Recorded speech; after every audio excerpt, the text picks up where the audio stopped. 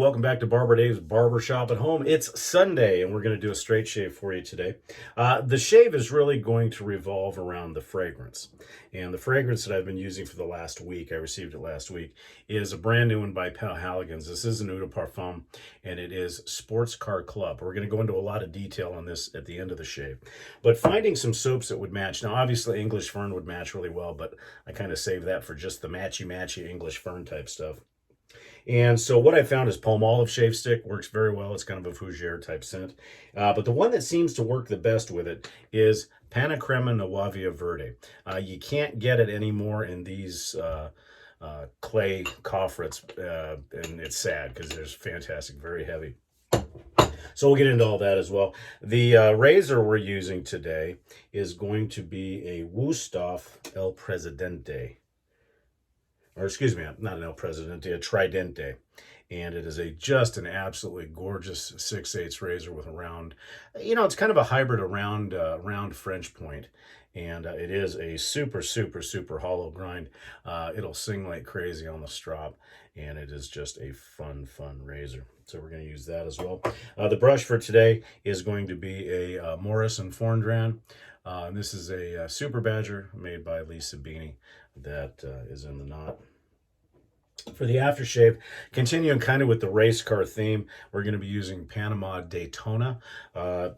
It's a little bit more of a citrusy type Italian scent, but it fits real well with the sports car club as well. It enhances it.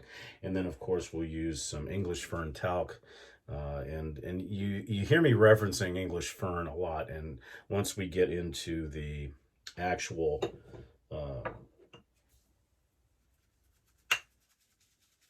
fragrance, you'll see why.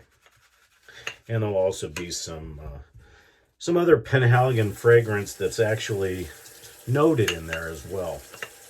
We're going to do a face lather today, and we'll load this, well, probably 15-20 seconds. Panacrema does not need a lot of load time. It will take a lot of soap, very, very thick. So I hope everybody's doing well with the holiday weekend here in the United States anyway. And before I forget, don't forget right over here the barber pole with the cowboy hat on it. Click that. That'll get you liked and subscribed, I should say. Ring the bell down below. That'll get you notified when any new content comes out. And then throughout the video, check up here for all my buddies over at the Shaving Cadre that also do videos and so forth. And then right here, come see us, www.theshavingcadre.com. Okay, so that was probably what, 35-second load, something like that. And on the fragrance, we'll go into the notes and everything else. And like I said, I've been using it for about 5 days now, every day. And it's wonderful. Those of you that know me know that probably my absolute favorite overall is Penhaligons English Fern. And of course, that's unobtainium now, unless you get it on the secondary market. The soap is all but by way of the dinosaur. I'm fortunate I've got a couple of pucks of both the tallow and the vegan formula, which the tallow version is better, of course, but the vegan's okay. You just got to be a little bit more patient. If you can lather Williams or Mitchell's wool fat, you can lather Penhaligons English Fern. It just takes a little bit of patience. So that when Penhaligons discontinued that, as well as some of the other great fragrances they've discontinued, like Boellis, we were all hoping they'd bring English Fern back, and they've been known to do that before.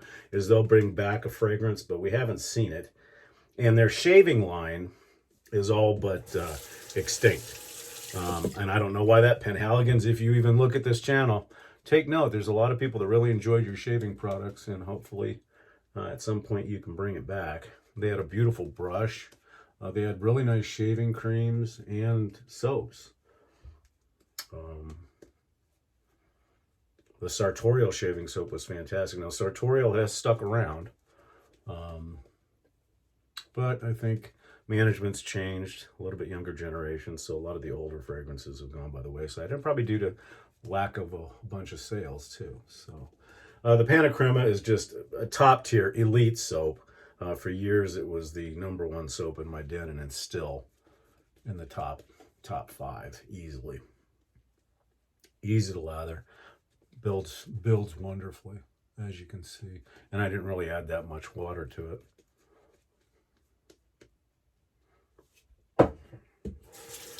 But it has a very Italian green, grassy, ferny, citrusy. So it's perfect for the Penhaligons Car Club. And the reason why they call it the Car Club, we'll go into that in detail, is it does give you some reminiscence of the old racing lines and stuff like that. So that'll be cool. All right.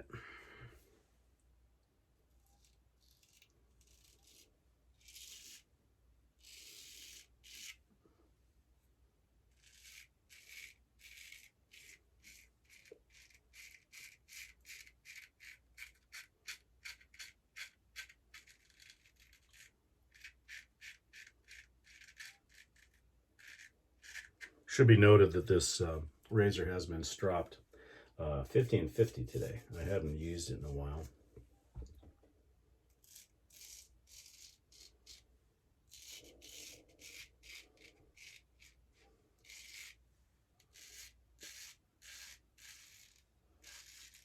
Definitely a singing razor. It is loud on the face.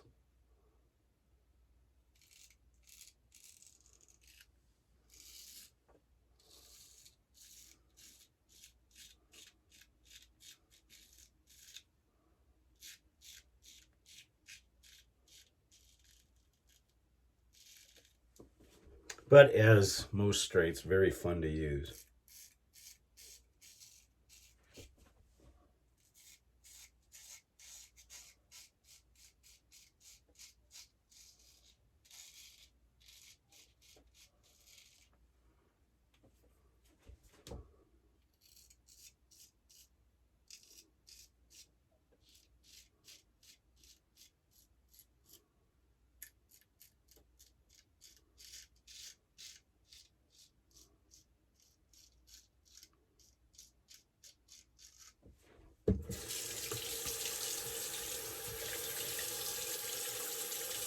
Good first pass. Like I said, the Panacrema is just, if you've not tried it yet, especially in the summer months, I think that the Verde is just tremendous.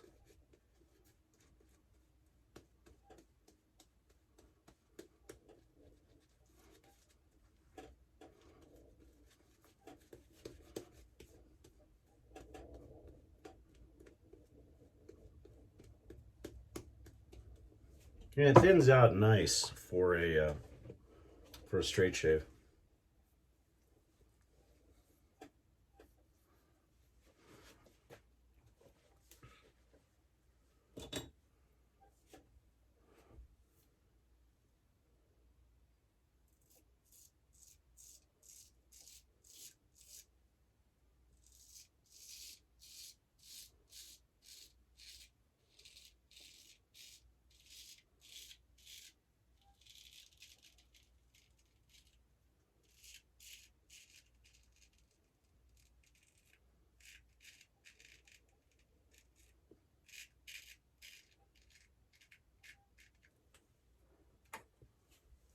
Got a Zoom call this afternoon, which will be very nice. We haven't seen everybody in about 2 weeks. They do have a game night on Tuesday, so I saw some of the folks.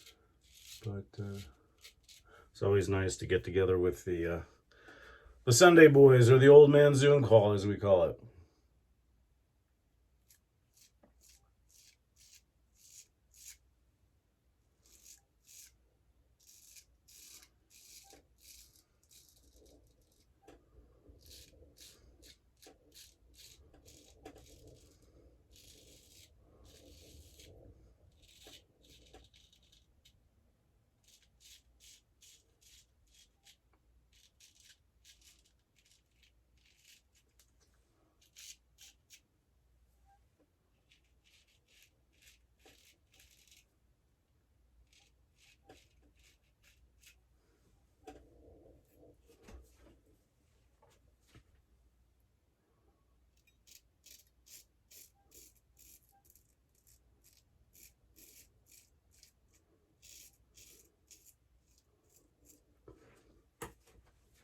had one of my listeners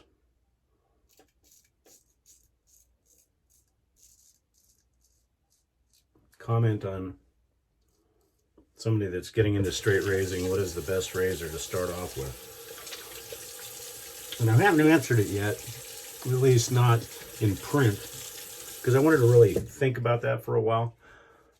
Because the common adage to that is that find a very inexpensive razor, because you don't know if you're going to really enjoy doing straight razor shaving. Then take it very methodically. You know, the standard is, oh, you need 100 shaves. Well, that depends on the person. We do have and I'll link that up here, we do have a straight razor tutorial that you can go through. That'll take you through all the steps, and it's involved. I mean, it's over 21 days, and then practice involved. But back to the type of razor you should get. I am of the type that does not. You'll have a lot of people that will recommend a shavette or a removable blade straight razor to start off with. I disagree. The grind on something like that is extremely thin, and if you don't have your angles exactly right, you're going to tear your face up. So I do not recommend that. Find yourself a straight, and you don't have to spend a lot of money. Find somebody who can hone it for you professionally in the beginning, and I would buy 2. Now, on what ones to buy? Vintage is going to be your least expensive to start off with, to see if you like it. You can find some fairly decent razors inexpensively. Just look online and get them honed professionally, and use one. And when it's starting to feel dull, start to use the other one, and then send the other one off for honing. As far as stropping, you don't have to go out and spend $250, $300 on a brand new strop, because everybody, I mean everybody, and the people that say they haven't had this happen are lying. Everybody who's had a strop has cut their strop. And everybody who's bought an expensive strop has cut their strop and then banged their head up against a wall going, why did I do that? 2 things. Get yourself a piece of 2.5 to 3 foot denim from a pair of jeans, cut it, take one of those clips, clip it onto your towel rack, and learn how to strop.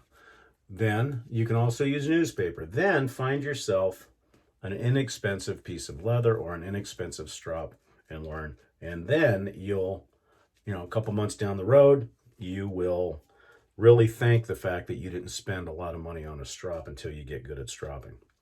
Now back to the razor. Find the one that feels good in your hand. I would say for a brand new shaver, 5/8 to 6/8, leaning more towards 6/8. The larger surface area, the less chance of you destroying yourself, because when you're talking about a 4/8 or a 5/8, the angle that you shave at is going to make a big difference. Plus, the smaller the width of the blade, the more that's going to affect. So a larger blade, maybe even 7/8, although I wouldn't recommend that right out of the back because they're choppers. 6/8 is a perfect size to get started. And find something inexpensive, and if it feels good in your hand, then it's the right razor. A lot of people will tell you buy the cheapest razor in the world now, because you may not like it because it doesn't feel right. A lot of people say, oh, go ahead and buy a new one. Well, you may not like it, and then you just drop $150 to $300. Buy the razor that feels good. Go to some antique stores, go online, and see what happens that way. That's what I would do.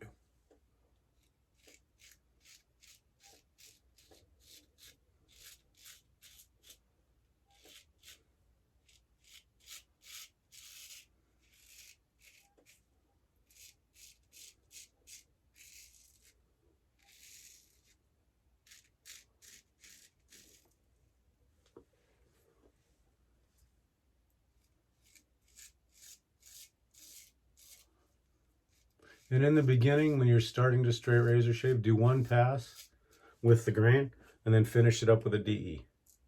There's nothing wrong with that, because it gets you used to it. Because what you want to do is you want to start building up muscle memory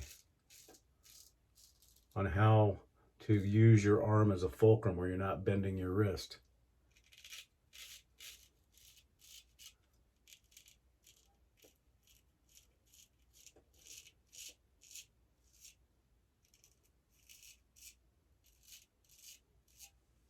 Because the less movement you have in the wrist, the less chances of you cutting yourself.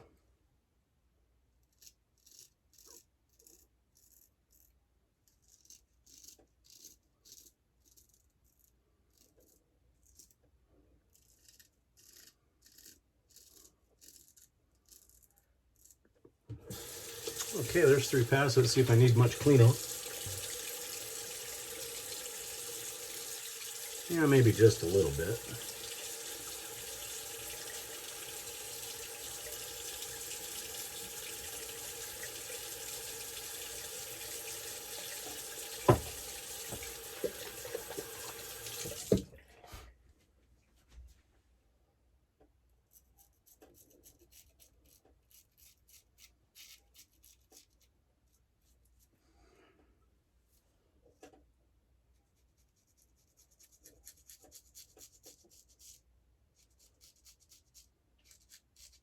And the only time you're really going to move your wrist is when you're doing cleanup or blade buffing, but that, and then even flat blading, you'll move it on your upward stroke, you'll move your wrist outward. And what that does is that takes the blade all the way through its bevel, and it does help. As far as these type of maneuvers, if you're a brand new straight shaver, I repeat, do not do them. Buffing with a DE is one thing, flat baiting is one thing, but until you feel proficient to where you can consistently not cut yourself, don't try this. It will end badly. Don't ask me how I know that. But just be advised that if you do want to take the lunge into straight shaving, you will get the best shaves of your life eventually, but you're also going to have the worst injuries of your shaving career. Just be prepared. You will shed blood. Is it worth it? Absolutely. So once again, the Wustof 6/8 Tridente, just an absolutely beautiful, beautiful razor. My grail razor is a Dorco 1151, which I do have. This would probably rank right up there with it. And I'm not talking custom, I'm talking about built razors, because my custom Corad is probably my finest and most favorite razor. Okay, let's rinse off here, and we'll go into all the other good stuff. I know this video is going to go a little bit longer than normal. Using Proraso Alum, very nice. Really not too much feedback, so that's good.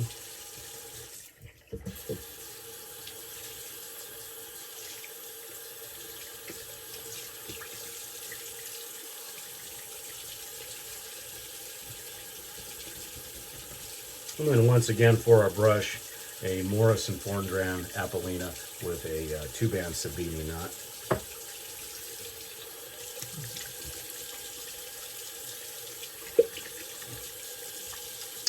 Rinse off the alum, we'll go into our post shave, where we're going to be talking about the eau de parfum, really the newest part. And I haven't bought a lot of shaving stuff recently, but this one came out and it was just perfect. We're going to be using Thayer's Lavender today.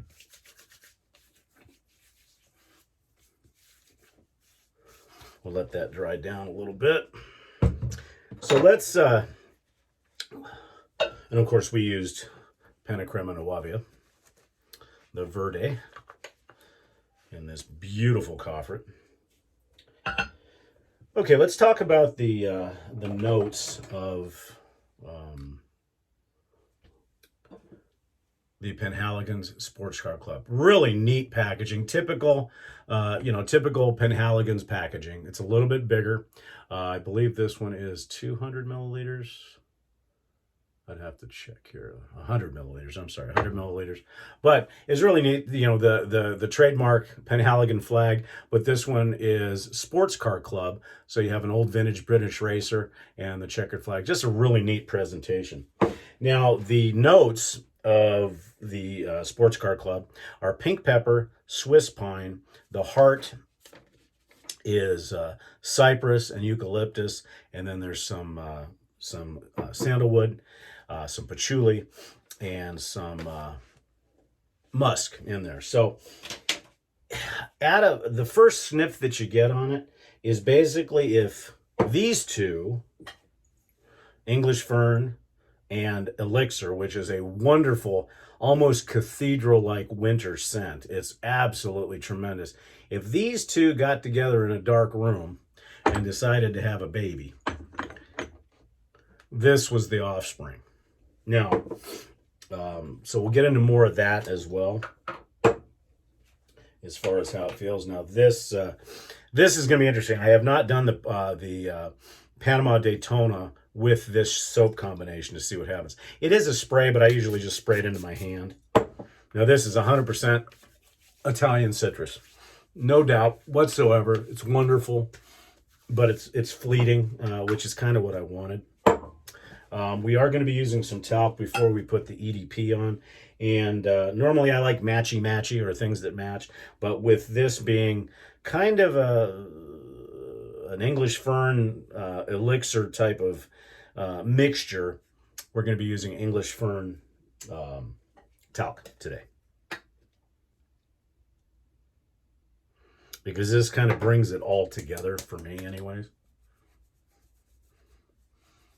And what it also does is it really reaffirms the fact that English fern, that Sports Car Club gives English fern a real big nod, as if to say, hey, old man, I know you were the favorite of a lot of people, but I'm the new and exciting Sports Car Club.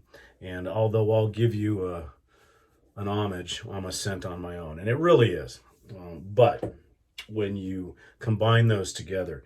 So as I said, if you've tried Elixir, you get that very much a granite, concrete, cathedral. If you've ever been in St. Peter's Basilica, or if you've been in some of these older Baroque type cathedrals, you get that. But the additional note that's in here is cypress, and eucalyptus is the big star, okay? But you mix that creaminess and that fougere of English fern. And so when the initial scent is all eucalyptus, some wood, and the cypress. So right out of the gate, you're going to go, wow, this is a piney scent, okay, and then what'll happen is, since it's an eau de parfum, and it will last 8 to 10 hours, plus the next morning your shirt will have it on it, so that's kind of cool.